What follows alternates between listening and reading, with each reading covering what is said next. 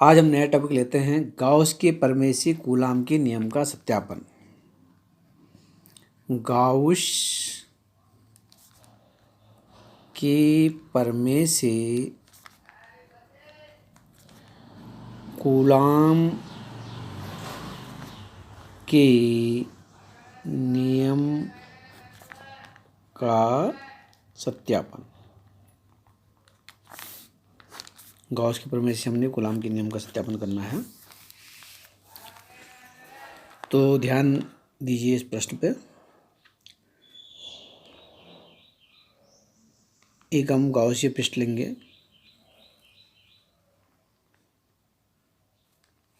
इस गाउसीय पृष्ठ पर कोई बिंदु O है जिस पर प्लस Q आवेश रखा गया है।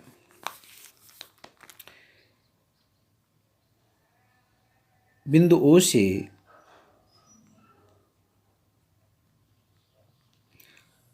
R दूरी पर कोई बिंदु P है जहाँ पर हमने विद्युत क्षेत्र की तीव्रता ज्ञात करनी है।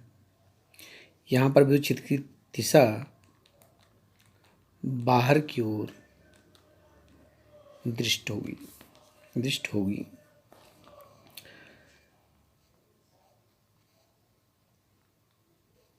बिंदु P पर हम एक अल्पांश क्षेत्रफल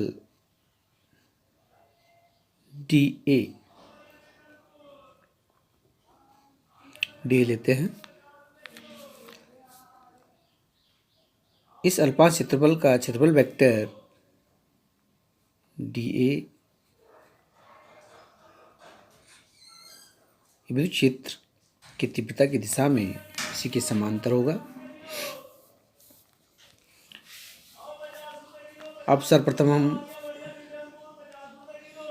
इस अल्पांश क्षेत्रफल से गुजरने वाला विद्युत फ्लक्स ज्ञात करेंगे। अल्पांश क्षेत्रफल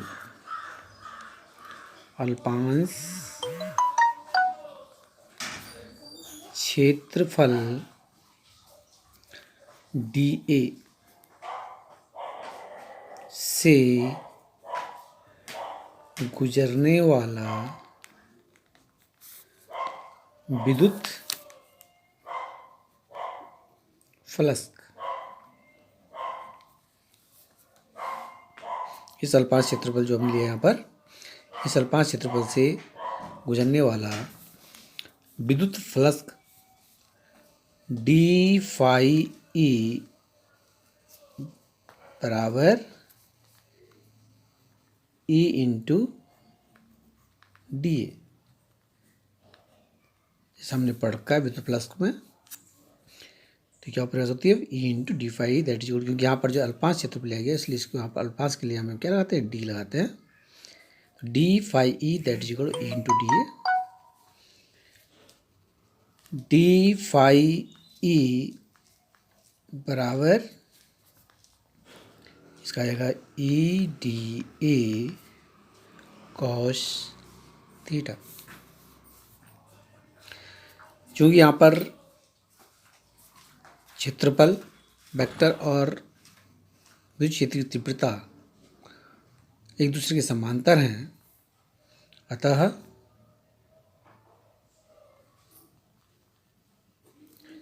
theta that is equal to 0 अंश cos 0 अंश दैट इज इक्वल टू 1। तो यहाँ पर जो है थीटा का मान हो जाएगा 1, cos थीटा का मान हो जाएगा 1 हो जाएगा। तो d phi E that is equal to EdA।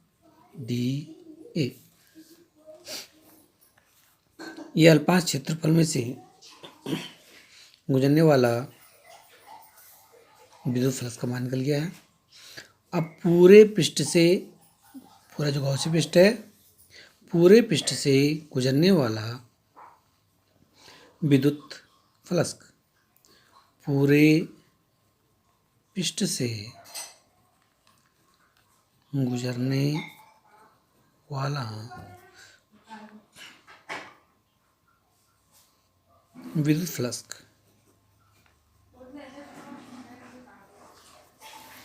इसका समाकलन कर देंगे तो इसका समाकलन डी फाई का समाकलन हो जाएगा phi that is equal to समाकलन बंद पृष्ठ के लिए ए इंटू टी है। यहाँ पर ई कांस्टेंट है तो phi that is equal to ये बाहर ले लेंगे इंटीग्रेशन बंद पृष्ठ के लिए डी ए। डी ए यहाँ पर जो है एक अल्पांश क्षेत्रफल, अल्पांश जो क्षेत्र ले रखा हमने उसका क्षेत्रफल है डी ए, और जब इसका समाकलन हो जाता है तो पूरे पृष्ठ का क्षेत्रफल निकल जाता है। समाकलन करेंगे तो पूरा जो है जो गॉस पृष्ठ है पूरा का पूरा, उस पृष्ठ का जो है क्षेत्रफल निकल जाएगा। तो किसी वृत्त का जो क्षेत्रफल होता है तो उसका मान रख देंगे यहाँ पर phi that is equal to पृष्ठ क्षेत्रफल इंटू 4 पाई आर स्क्वायर। इससे ई की वैल्यू निकल जाएगी यहाँ पर। समीकरण नंबर 1। अब गॉस के प्रमेय से, गॉस के प्रमेय से, गॉस का प्रमेय phi E that is equal to Q upon epsilon 0। समीकरण नंबर 2। समीकरण 1 व 2 से हम देख रहे हैं फाई फाई यहाँ बराबर है तो ये दोनों बराबर हो जाएंगे राइट हैंड साइड। तो E 4 pi R square that is equal to Q upon epsilon 0। इस प्रकार से ई की वैल्यू निकल जाएगी यहाँ पर 1/4 pi epsilon 0 into Q upon R square.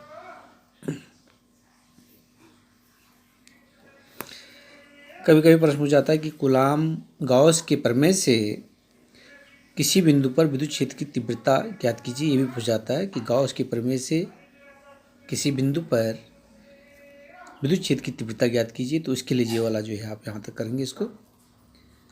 लेकिन हमारे पास इस समय जो प्रश्न है वह है कि गॉस के प्रमेय से कूलाम के नियम का सत्यापन करना है। तो यहाँ से थोड़ा सा आगे बढ़ेंगे हम।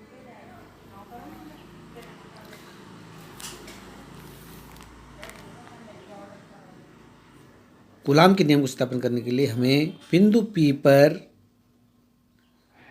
कोई परीक्षण आवेश की कल्पना करनी होगी। माना जो है बिंदु P पर कोई परीक्षण आवेश Q0 रखा गया है तो प्लस Q आवेश के कारण इस पर परीक्षण आवेश पर प्लस Q0 पर लगने वाला बल F बराबर हो जाएगा Q0E।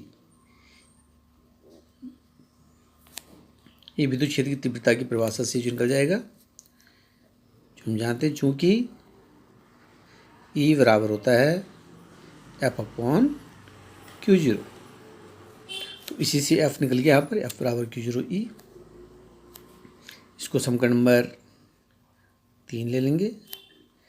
समीकरण 3 से E का मान रखने पर F that is equal to Q0 into 1/4 pi epsilon 0 Q upon R square. इस प्रकार से F that is equal to Q0/4 pi epsilon 0 into R square.